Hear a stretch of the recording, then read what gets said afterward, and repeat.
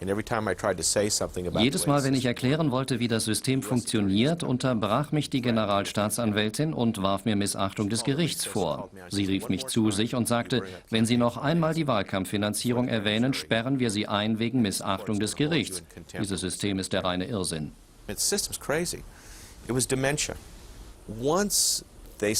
Als sie merkten, dass sie mich nicht zum Schweigen bringen konnten, richteten sie die Ermittlungen gegen mich.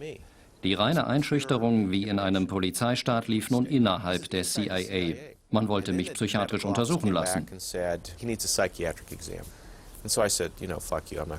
Ich sagte, leck mich am Arsch, ich lasse mich nicht psychiatrisch untersuchen. Jetzt wurde es stalinesk.